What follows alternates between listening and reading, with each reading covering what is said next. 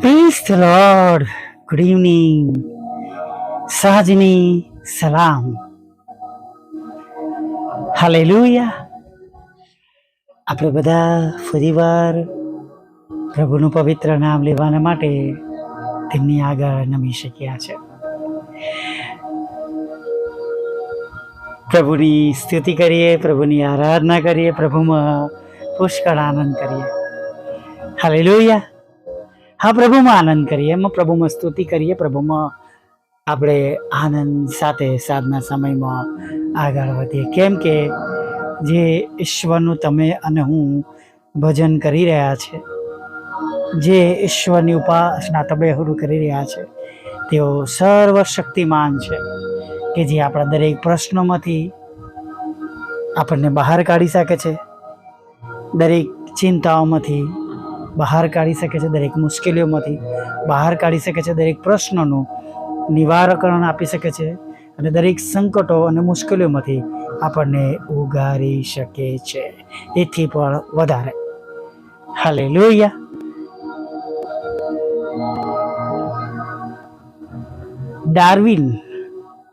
ડાર્વિનના theory આપણે બહુ જોઈ છે નહીં? આપણે મેનેજમેન્ટની અંદર ને બધામાં ભણવામાં, એજ્યુકેશનમાં ઉત્ક્રાંતિવાદનું શિક્ષણ, જગતને ઉત્ક્રાંતિવાદનું શિક્ષણ આપનાર ડાર્વિન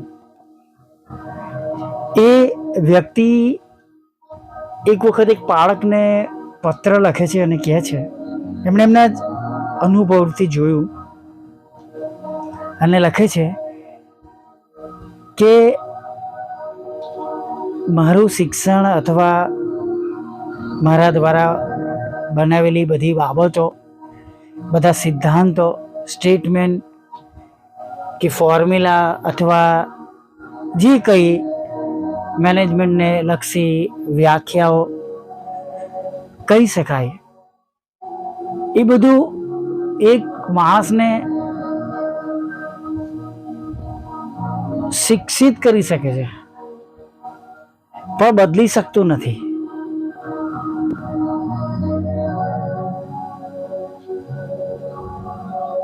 તેઓ એક વખત કહે છે કે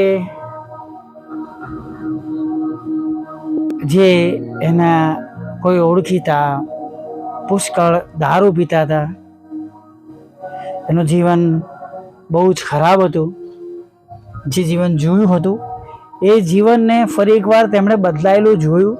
એ વ્યક્તિને દારૂ છોડેલો અને પ્રાર્થનામાં લાગેલો અને બહુ સુંદર જીવન જીવતા પ્રભુમાં તેણે જોયો અને ખરેખર પ્રાર્થના અને સુવાર્તા કે છે વ્યક્તિને અને એના જીવનને પણ બદલી શકે છે. શિક્ષણ જ્ઞાન આપે છે, જગતના જીવનમાં માર્ગદર્શન આપે છે, પણ એનું રક્ષણ કરી શકતું નથી. કેટલી ગજબની બાબત છે નહીં વાલા મિત્રો? પછી કે છે એમણે સાઉથ અમેરિકાના એક ટાપુની મુલાકાત લીધી હતી અને ત્યાં પણ લોકોના જીવનો બદલાયેલા જોઈને તેમને ખૂબ નવાઈ લાગી અને તેમણે ખરેખર સ્વીકાર્યું કે સુવાર્તા જીવનોને બદલી શકે છે. આ ટાપુ પરના લોકોના બદલાયેલા જીવનો જોઈને એને એટલી બધી અસર થઈ કે ડાર્વિનને તેઓને પોતાને એટલી બધી અસર થઈ કે તેઓ જીવ્યા ત્યાં સુધી મિશનરી કાર્ય માટે તેઓ નાણાં આપતા રહ્યા. અને તેમનું એક સ્ટેટમેન્ટ બહુ જોરદાર છે. એક માનસશાસ્ત્રીએ કબૂલાત કરી, I can cure A persons madness, કે જે ઘાટપણના રોગને, માનસિક રોગને સાજા કરી શકે છે. એક એવા ડૉક્ટર પણ એ પોતે કહે છે કે હું કોઈના જીવનને સારું નથી, બેડનેસ એનામાં રહેલી જે ખરાબ જે બાબતો છે એનું જીવનને હું બદલી શકતો નથી, એની બુરાઈઓ હું દૂર કરી શકતો નથી. હાલેલુયા. અને વાલા મિત્રો, ખરેખર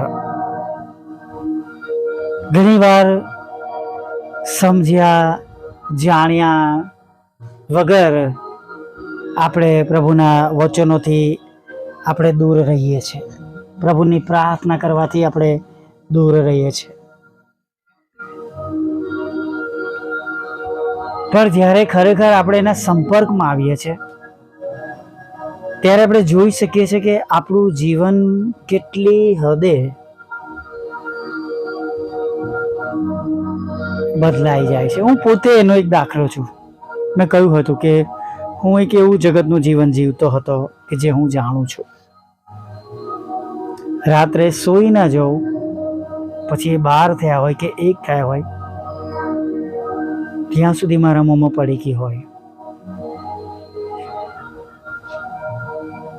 અને મારું ગાદલું ઊંચું કરો તો ત્યાં 1000-2000 કરતાં પણ વધારે પડીકી ખાધેલા ના કાગળિયા હોય. હું કાગળિયા નાખતો નહોતો, જેના પાઉચ નાખતો નહોતો. હું એને ખાઈ મોંમાં નાખી અને મારા ગાદલું ઊંચું કરી અને નીચે નાખી દેતો હતો.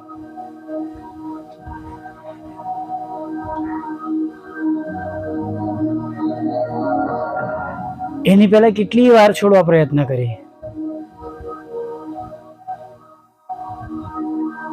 મહિનો, 2 મહિના, 6 મહિના, પણ પાછો એનો એ જ રસ્તા ઉપર હું ગયો છું.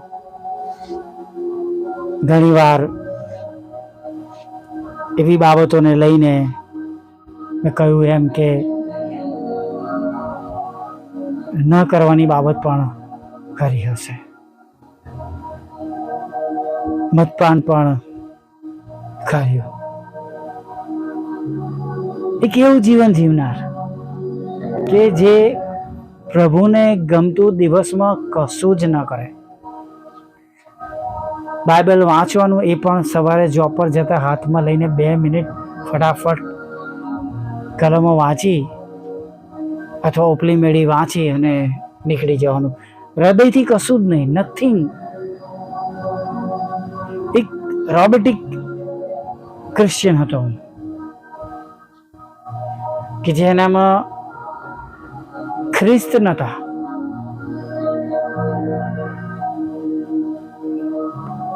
ખ્રિસ્તી વ્યક્તિ જે બાબતો કરે એ બાબતો કરતો હતો, પણ હું ખ્રિસ્ત વગરનો ખ્રિસ્તી હતો.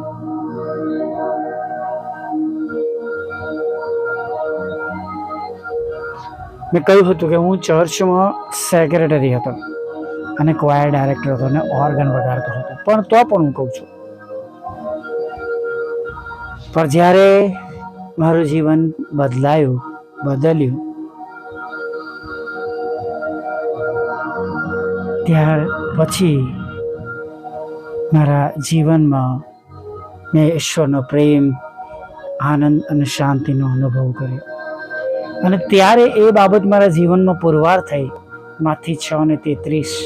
પણ તમે પહેલાં તેમના રાજ્યને તથા ન્યાયપાળાને શોધો, એટલે એ વાના પણ તમને આપવામાં આવશે.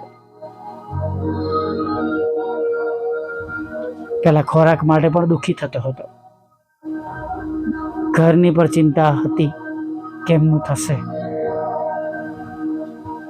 કપડાં તો જે હતા એ જ, સ્લીપર લાવવાના બી શક્તિ ન હતી. મેં કહ્યું હતું કે સાયકલમાં 50 પૈસાનું પંચર કરાવવાની પણ શક્તિ ન હતી. ત્યારે મારી દીકરી 6 મહિનાની હતી.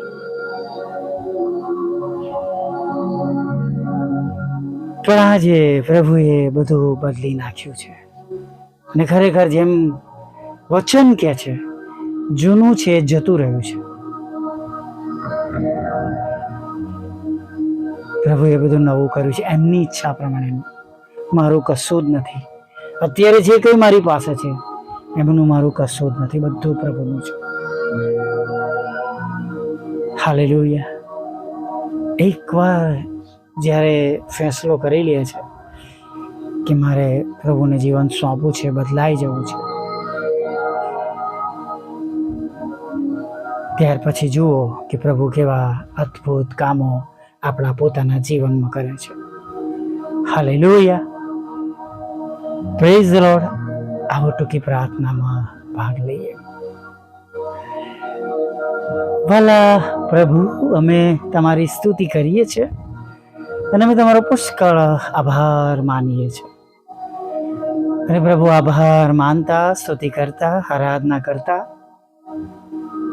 પ્રભુ તમારા ચરણોમાં નમી જઈએ છીએ.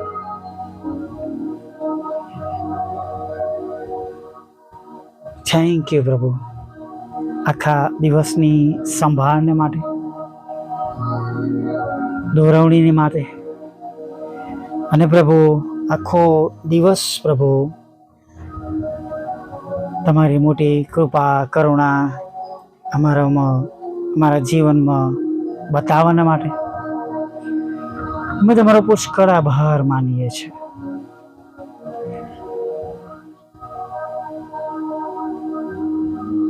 Thank you lord. પ્રભુ, જેમ દિવસે તમે અમારી સાથે હતા, હવે આગળના સમયમાં પણ તમે અમારી સાથે રહેજો.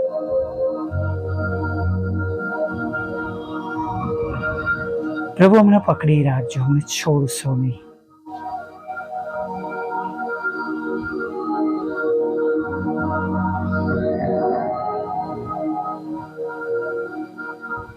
હા પ્રભુ, અમને પડી જવા દેશો નહીં, છોડશો નહીં.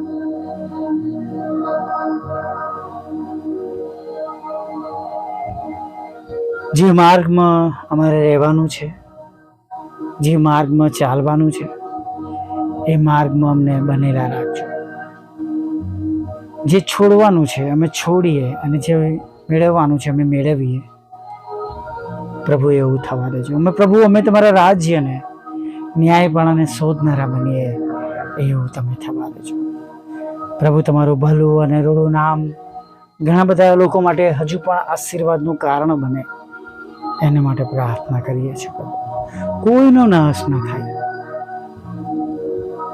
બધાનો બચાવ થાય એવી પ્રાર્થના કરીએ છીએ. પ્રભુ, પ્રાર્થના કરીએ છીએ જેઓ તમારાથી દૂર છે, ખોટી સંગતોમાં છે, સોબતોમાં છે, નશાઓમાં છે, અયોગ્ય બાબતોમાં છે, ત્યારે પ્રભુ અમે પ્રાર્થના કરીએ છીએ. તેવા લોકોને તમે પસ્તાવી હૃદય આપો, પાછા ફરે, અને તે પ્રભુ ફરી એકવાર તમને જીવન સોંપે એવું તમે થવા દેજો. પ્રભુ, જેઓ માંદા છે, હોસ્પિટલમાં છે, હોસ્પિટલની બહાર છે, કેન્સર જેવા રોગોથી હેરાન થઈ રહ્યા છે, એવો તાવ છે, એવા રોગો છે જે હજી પકડાયા પણ નથી, દવા કરવાના પણ નાણાં નથી, હોસ્પિટલ જવાના માટે વ્યવસ્થાઓ નથી, હોસ્પિટલના બિલ ભરવાના માટે વ્યવસ્થા નથી, ડૉક્ટરો પાસે તેમના ઈલાજને માટે હવે કોઈ ઈલાજ નથી. પ્રભુ, આ સગળા લોકો આજે તમારા પવિત્ર નામમાં સાજા થાય. ગીત શાસ્ત્ર 103 પ્રમાણે પ્રભુ તેમના પાપ મટાડવા, માફ કરવામાં આવે, અને તેમના રોગમાંથી તેમને સાજા પણ મળે એવું તમે થવા દો. તેમના રોગ મટાડી દો પ્રભુ. જે જગ્યાઓમાં લડાઈ ઝઘડા, તોફાનો, ખોટી બાબતો, તોમતો, કોર્ટ કેસ, જે બાબતો છે, પતિ પત્ની અને બાળકોના લડાઈ ઝઘડા, મિલકતના લડાઈ ઝઘડા, કાનૂની બાબતો, એ સર્વમાં પ્રભુ તમારી કૃપા થવા દો. તમારો પ્રેમ, આનંદ અને શાંતિ તે ઘરમાં રાજ કરે એવું થવા દો.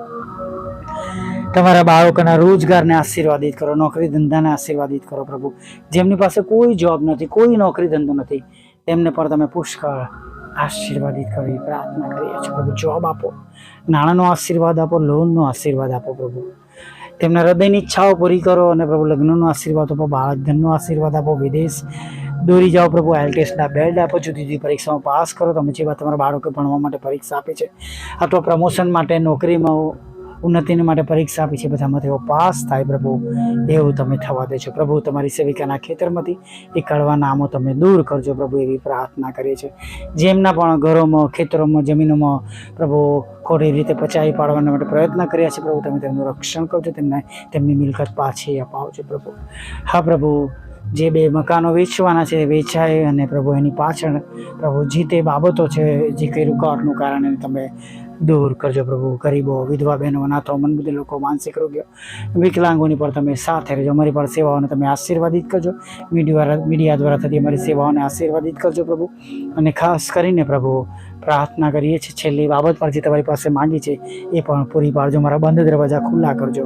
અને પ્રભુ જે કંઈ ગુમાવ્યું છે તમારા બમણા આશીર્વાદ સાથે તમે પાછું આપજો પ્રભુ. મારી સર્વ પ્રકારની ચિંતાઓ પ્રભુ તમે દૂર કરજો. રાત્રિમાં પ્રભુ રક્ષણ આપજો પ્રભુ. મીઠી નિંદ્રા આપજો. ખોરાક, વસ્ત્ર, અન્નપાણી આપજો. પાપોની ક્ષમા કરજો પ્રભુ.